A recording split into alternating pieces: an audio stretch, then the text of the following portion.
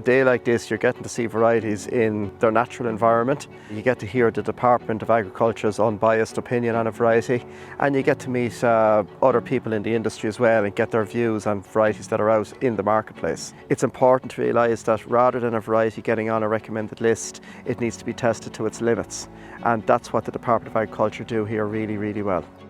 Certainly we have a job of work to do in terms of disease control. Some of the varieties there came onto the recommended lists and coming onto the list, and we're starting to see some of the diseases already start to take over. Straw strength is another thing that's quite important for us.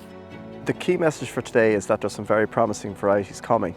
Breeders are starting now to really develop varieties based on genomic techniques, and what that allows is it allows more lines, more varieties to be tested, but they're in a more focused direction.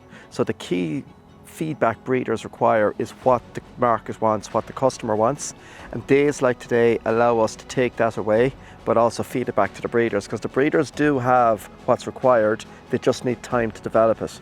And it's important to realise that we do need 10 years to develop a variety for a specific purpose, but there's no point in telling us today what you want today. It needs to be done in advance of that. So in terms of the future, there's going to be more reliance on disease resistance, because the European Union have actually indicated they're going to reduce the amount of pesticides people can apply. That will mean more insect pressure, which is also happening because of climate change, but also more disease pressure, and diseases are going to change as well.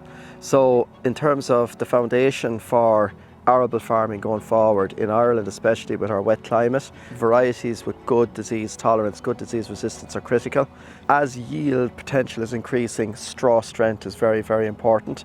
And as the temperatures seem to be rising a little bit, there'll be more insect activity. So having more insect tolerances such as the barley yellow dwarf virus tolerance, things like that are going to be critical going forward.